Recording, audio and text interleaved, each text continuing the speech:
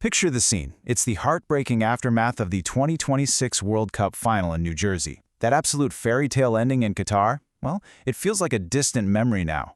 Instead, we're looking at a 39-year-old Lionel Messi, in tears on the pitch, after a devastating 1-0 loss to Spain. Now, the global perception has been that Messi is just out there enjoying a stress-free victory lap down in Miami, but that idea just collided head-on with a very dark reality. Are we actually looking at the unspoken expiration date of his international career? Welcome to The Explainer. Let's dive in.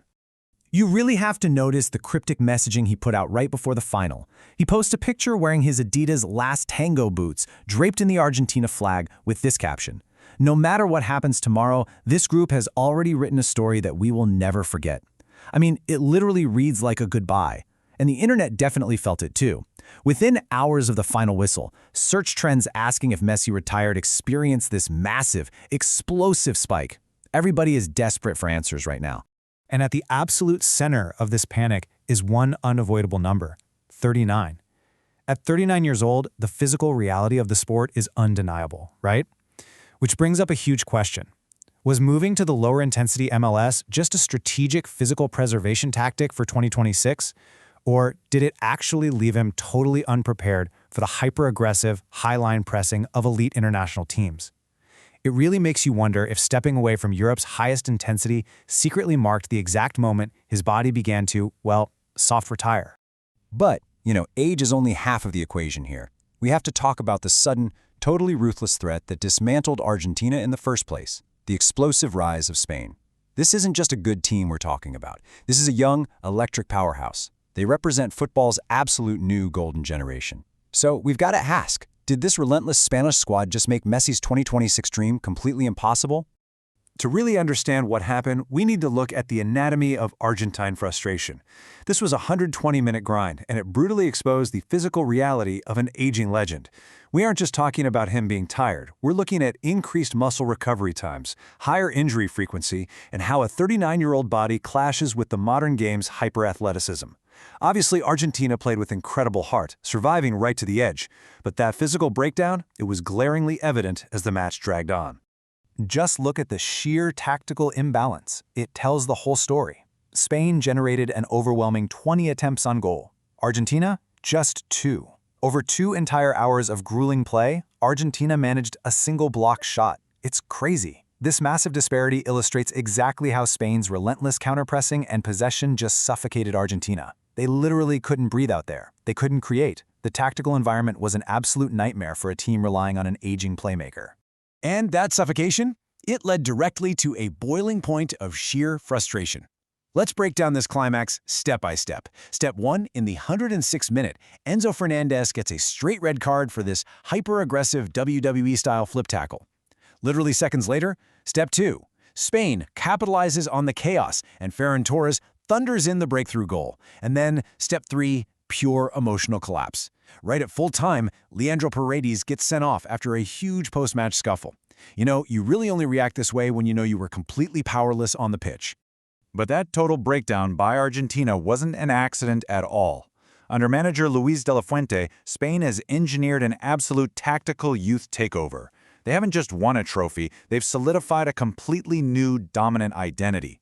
They brought absolute defensive dominance, incredibly dynamic wing play, and physical stamina that just completely neutralized Argentina's veterans. It was, quite frankly, a flawless changing of the guard on the biggest stage imaginable.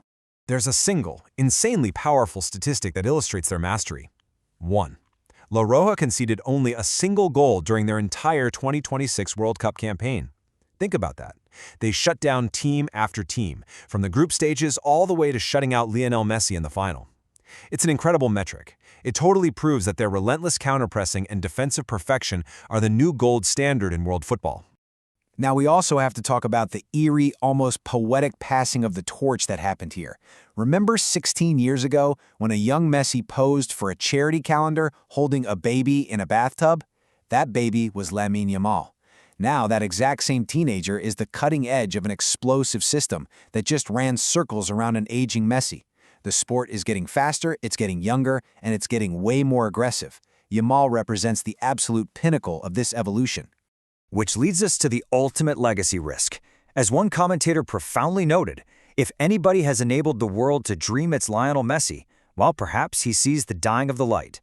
If an aging Messi leads his country against a prime European juggernaut and suffers a devastating defeat like this, does it tarnish that picture-perfect fairy tale exit he had in 2022?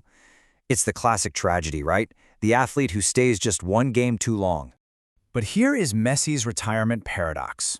Yes, the final was heartbreaking, and yes, Spain was totally dominant. But we still have to look at his statistical integrity throughout the whole 2026 tournament. Because despite the final result, and despite an obvious drop in total distance covered and sprint frequency, his offensive efficiency was still historic. He wasn't just some passenger out there. He was the absolute focal point of the team. I mean, he finished the tournament with 8 goals and 4 assists. Most players in their absolute prime would sign up for those numbers in a heartbeat. He plays second only to Kylian Mbappe in the Golden Boot race. This undeniably proves his individual brilliance is still entirely intact. The magic hasn't vanished, and that is exactly why this retirement question is so agonizingly difficult, both for him and for us. And add to that this staggering number, 34. The final against Spain was his 34th career World Cup match. He has set an absolute record for the most appearances in the tournament's history.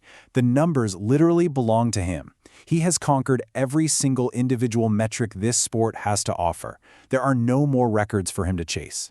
So how do we actually interpret his current silence? Well, let's reframe it by looking at his timeline. We all know he famously retired back in 2016 after that crushing Copa America loss to Chile. Then he reversed his decision, came back, and hit his absolute peak, winning the Qatar World Cup in 2022. Now, in 2026, we have heartbreak in the USA. History tells us he's stood at this exact fork in the road before. The precedent for a comeback definitely exists, but the biological clock is ticking louder than ever. And this brings us to the unspoken exit strategy. Right now, there is no official announcement, just silence. So is this just a strategic pause while the emotion settles? Or is it a final silent curtain drop? Let's map out the realistic scenarios for what comes next, because the reality is, his options are drastically shrinking. Here are the 3 realistic scenarios left on the table. Scenario 1, an official retirement, fading quietly out of the international spotlight. Scenario 2, a return for the 2028 Copa America, where he'd have to accept a reduced super sub role. Or Scenario 3, attempting the impossible, pushing his body as a starter for the 2030 World Cup at age 43. This is why we really need to reframe this idea of a soft retirement. Stepping away from the highest level of European intensity without an official announcement, that isn't a surrender to a new generation. It might just be the ultimate strategic exit from a player who knows exactly when the physical cost outweighs the reward. Maybe he's letting the silence do the talking instead of having a tearful press conference. Which leaves us with one profound question about sports mortality. Is this the end, or is it just another intermission? Have we truly seen the last of Lionel Messi in an Argentina shirt, or is he already plotting his 2028 return? I really want to know what you think. Let's debate this down in the comments. Is he secretly soft retired right now? Thanks so much for watching this explainer, and we'll see you in the next one.